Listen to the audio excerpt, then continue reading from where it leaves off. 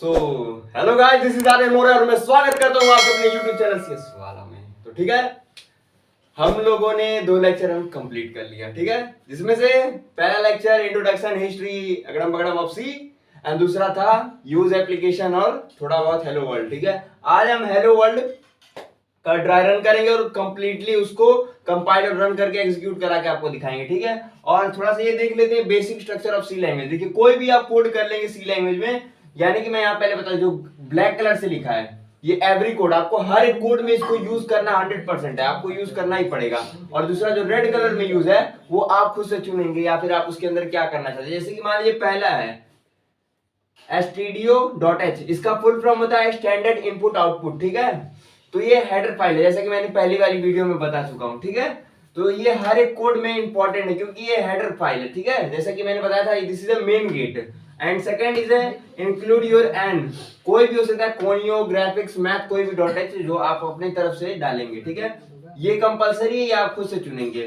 दूसरा main function, ये भी कंपलसरी है। ठीक है, और फिर इसका रिटर्न टाइप आपके ऊपर डिपेंड करता है कि आप वॉइड चूज करेंगे या फिर इंट, इसके बारे में हम आगे बात करेंगे। ठीक है, फिर कर्ली ब्रेसेस से ओपन करेंगे, फिर बंद करेंगे, फिर प्रिंटफ के अंदर हम लिखेंगे कुछ भी, जो भी लिखना होगा। जो भी हम लिखते हैं, अगर हम डबल क्वोट्स के अंदर लिखते हैं तो क्या होता है, वो एक स्ट्रिंग कहलाता है। स्ट्रिंग यानी क्या करेगा, वो आपको कंसोल पे वही डिस्प्ले करेगा। जब हम डबल क्वोट्स के अंदर नहीं लिखेंगे या फिर कुछ और प्रिंट कराना चाहते हैं तो वो अलग ही आउटपुट में देगा, बट अगर डबल क्वोट्स के अंदर आप लिख देते हो वो स्ट्रिंग की कैटेगरी में आता है। ठीक है, तो प्रिंटफ भी क्या है, ब्लैक में लिखा है, यानी कि ये भी हर एक कोड में आपको यूज होगा। ठीक है, अब थोड़ा सा ड्राई रन करते हैं इसका।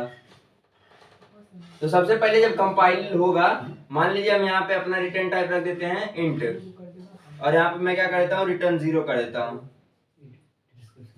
ठीक है, या फिर एक और चीज यूज कर सकते हैं, गेट ch, और उसके लिए हम यहाँ पे क्या यूज कर सकते हैं, void। दोनों में कोई भी यूज कर सकते हैं। यहाँ पे मान लीजिए हमने कर दिया conio.h एक और। ठीक है, तो सबसे पहले जब कंपाइल हम करेंगे, जैसे कि टर्बो में क्या होता है कंपाइलेशन का प्रोसेस, alt F9। ठीक है, सबका अलग अलग होता है। जैसे कि मैंने आपको कल की वीडियो में बताया था, बहुत सारी आईडीज होती हैं, आप जो यूज कर रहे हैं उसके ऊपर डिपेंड करता है। ठीक है, तो वो वीडियो नहीं देखा है तो आप जाके देख लें। ठीक है, तो क्या होगा, सबसे पहले कंपाइल हम करेंगे तो कंपाइलर आएगा, तो जो कोई भी प्रोग्राम होता है तो उसका हेडर फाइल इज इंपॉर्टेंट, क्योंकि वो बताता है कि ये कौन सी लाइब्रेरी में क्या रखा हुआ है। तो सबसे पहले जब कंपाइलर पहले आएगा तो यहाँ पे चेक करेगा इंक्लूड, अपने प्रोग्राम के अंदर इंक्लूड कर रहा है। क्या इंक्लूड कर रहा है, stdio.h। stdio.h क्या है, स्टैंडर्ड इनपुट आउटपुट। ठीक है, ये क्या दर्शाता है, ये सी लैंग्वेज को दर्शाता है। ठीक है, फिर इसके जब ये ले लेगा तो फिर इसके अंदर चेक करेगा अंदर मुझे और क्या इंपोर्ट करना है। अगर कुछ आपको इंपोर्ट करना है तो आप करेंगे, नहीं तो कोई दिक्कत नहीं। फिर सीधे वो कहाँ आएगा, मेन फंक्शन के अंदर आएगा। जब मेन फंक्शन के अंदर आएगा तो उसके पहले वो चेक करेगा कि इसका रिटर्न टाइप क्या है, वॉइड है या फिर इंट है या फिर कुछ और है। ठीक है, तो जब यहाँ पे आएगा तो फिर उसके बाद यहाँ पे चेक करेगा, जैसे मान लीजिए मैंने यहाँ पे इंट कर दिया। ठीक है, इंट पे किया, दोनों पे भी चेक करेंगे, वॉइड पे भी। तो फिर ये नीचे आएगा, कर्ली ब्रेसेस पे जब आएगा तो यहाँ इसका क्या होता है, एक नया फंक्शन स्टार्ट होता है।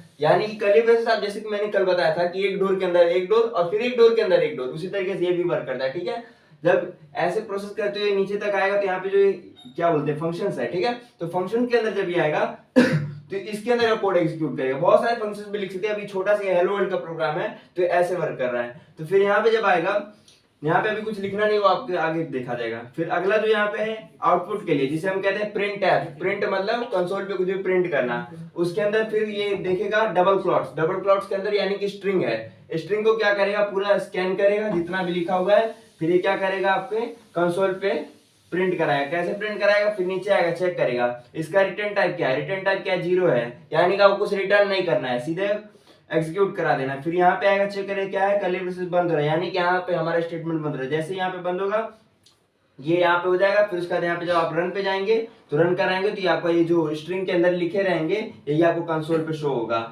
तो ऐसे वर्क करता है, और भी हम प्रोग्राम आगे देखेंगे। ठीक है, तो अब इसका हम चलते हैं ऑनलाइन कंपाइलर रन करने के लिए। आइए, जैसा कि मैंने आपको बताया, आपके पास कंप्यूटर हो, लैपटॉप हो या ना हो, उससे कोई फ़र्क नहीं पड़ता है। ठीक है, आपके पास हर एक स्मार्टफोन भी है ना, तब भी आप अपने कोड को कंपाइलर रन करा सकते हैं। ठीक है, आप अपने काम को कर सकते हैं।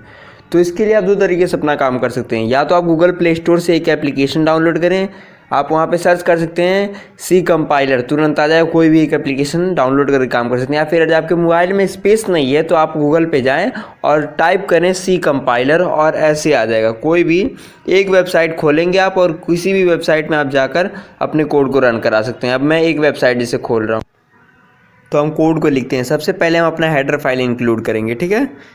तो हैज़ INCLUDE हैज़ इंक्लूड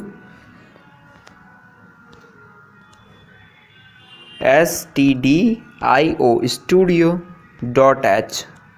इसको फुल फॉर्म में हम कहते हैं स्टैंडर्ड लाइब्रेरी। यहाँ पे क्या होता है ना, आप अपने इनपुट आउटपुट फंक्शन इसमें इनबिल्ड होते हैं। ये स्टैंडर्ड लाइब्रेरी, ये इसको हम क्या कहते हैं, हेडर फाइल।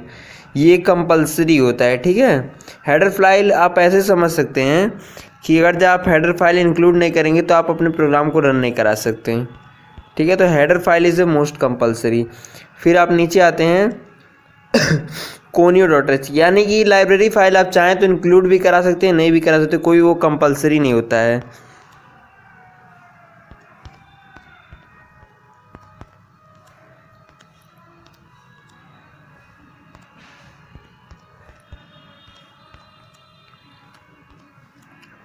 और ये जो बैंगनी कलर में दिख रहा है ये कमेंट इसे हम बोलते हैं। ये जो डबल स्लैश का आप यूज़ करेंगे तो इसे सिंगल लाइन कमेंट करते हैं, और जब एक स्लैश के साथ एक एस्ट्रिक्ट और एक एस्ट्रिक्ट के साथ स्टार बंद करने के लिए इसे हम मल्टी लाइन कमेंट करते हैं, ठीक है। तो कमेंट का यूज़ जनरली हम पता है क्यों करते हैं, क्योंकि कमेंट जो होता है, अगर जब हम कुछ भी आपको शो करें, जैसे कि हम आपको लिख के दिखाएं यहाँ पे हेडर फाइल, तो हेडर फाइल को हमने कमेंट कर दिया, ये कंपाइलर इसको इग्नोर कर देता है, ठीक है।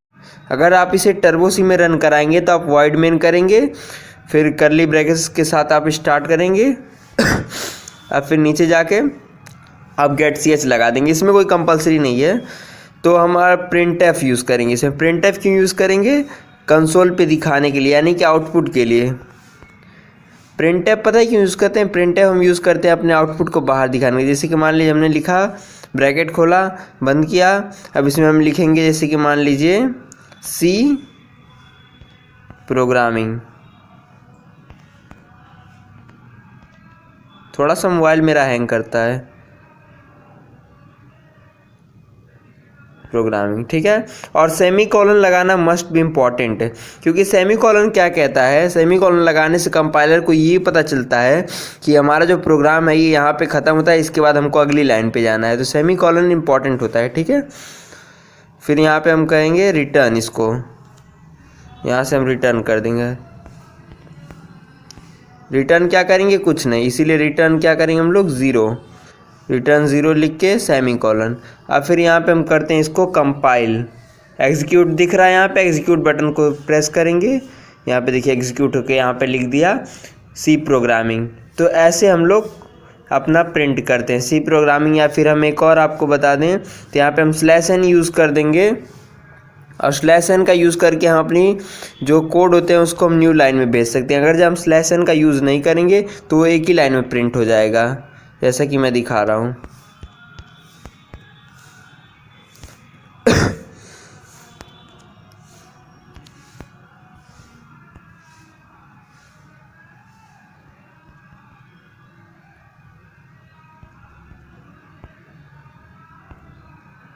हेलो वर्ल्ड, यहाँ पे लगा दिया हमने सेमी कॉलन। और जब हम इसको अब एग्जीक्यूट करेंगे तो ये क्या होगा, देखिए हेलो वर्ल्ड एक लाइन में आया। लेकिन अगर जब हम इसको /n हटा देते हैं तो ये एक ही लाइन में प्रिंट होगा, आप ऐसा देख रहे हैं। लेकिन अगर जब हम इसको /n हटा देते हैं तो ये एक ही लाइन में प्रिंट होगा, आप ऐसा देख सकते हैं। एग्जांपल, इसको हमने /n को हटा दिया, अब फिर से एग्जीक्यूट करते हैं, अब देखेंगे एक ही लाइन में प्रिंट होगा, ये देखिए। तो ये रहा हमारा आज का छोटा सा हेलो वर्ल्ड का प्रोग्राम।